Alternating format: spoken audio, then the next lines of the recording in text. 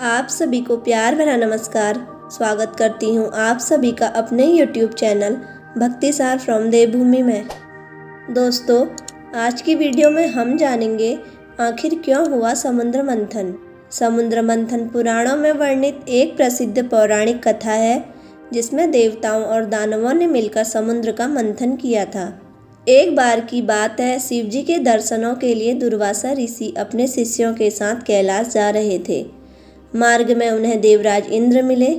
इंद्र ने दुर्वासा ऋषि और उनके शिष्यों को भक्ति पूर्वक प्रणाम किया।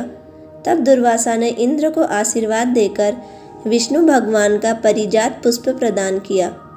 इंद्रासन के गर्भ में चूर इंद्र ने उस पुष्प को अपने हाथी के मस्तक पर रख दिया।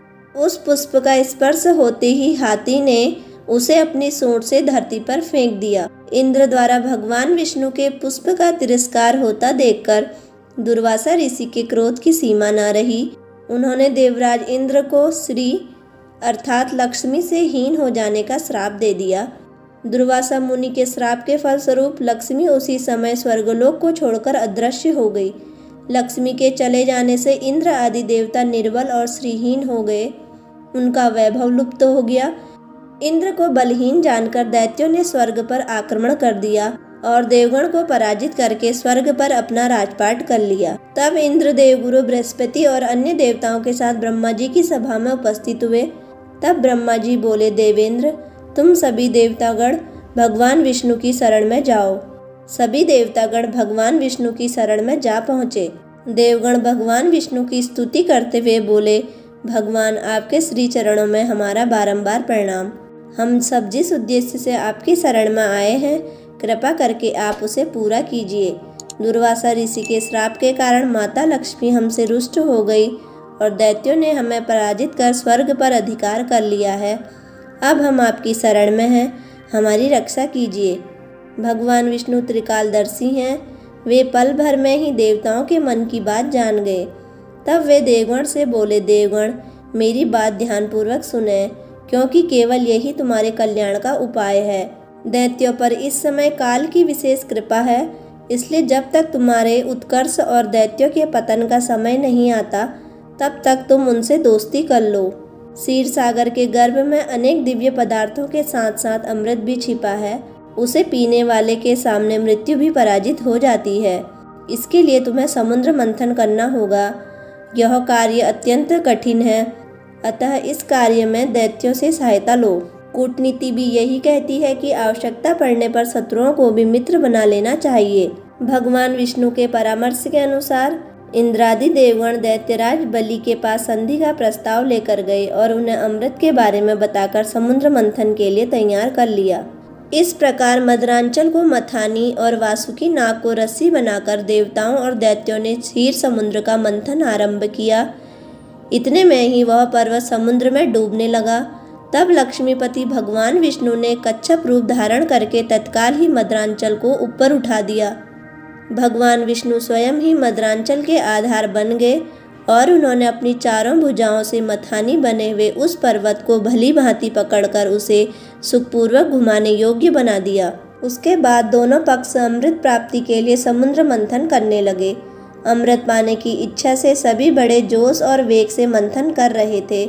सहसा तभी समुद्र में से कालकूट नामक भयंकर विष निकला। उस विष की अग्नि से 10 दिशाएं जलने लगी। समस्त प्राणियों में हाहाकार मच गया। उस विष की ज्वाला से सभी देवता तथा दैत्य जलने लगे। इस पर सभी ने मिलकर भगवान शंकर से प्रार्थना की। उनकी प्रार्थना पर महादेव जी ने उस विष को हथेली पर रखकर उसे पी गए, किंतु उसे कंठ से नीचे नहीं उतरने दिया।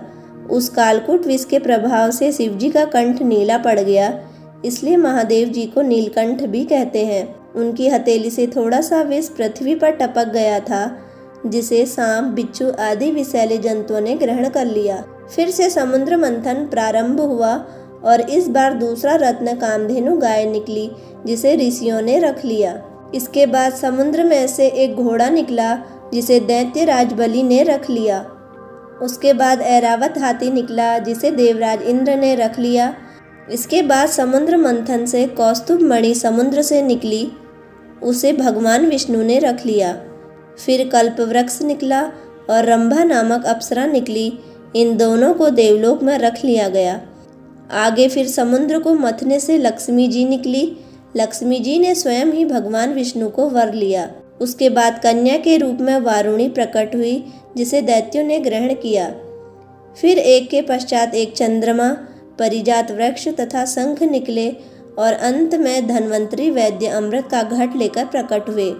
धन्वंतरी के हाथ से अमृत को दैत्यों ने छीन लिया और उसके लिए आपस में ही लड़ने लगे। देवताओं के पास दुर्वासा के श्रापवश इतनी शक्ति नहीं रही थी कि वे दैत्यों से लड़कर उस अमृत को ले सकें, इसलिए वे निराश खड़े हुए उनका आपस में लड़ना देखते रहे। देवताओं की निराशा को देखकर भगवान विष्णु तत्काल मोहिनी रूप धारण कर आपस में लड़ते दैत्यों के पास जा पहुँचे। उस विश्व मोहिनी रूप को देखकर दैत्य तथा देवताओं की तो बात ही क्या, स्वयं ब्रह्मा ज्ञानी कामदेव को भस्म कर देने वाले भगवान शंकर भी मोहित होकर उन्हें बार बार देखने लगे। जब दैत्यों ने विश्व मोहिनी को देखा तो वे अपना सारा झगड़ा भूल गए और विश्व मोहिनी से बोले, हे देवी, तुम्हारा स्वागत है, हमें अपने सुंदर कर कमलों से यह अमृत पान कराओ।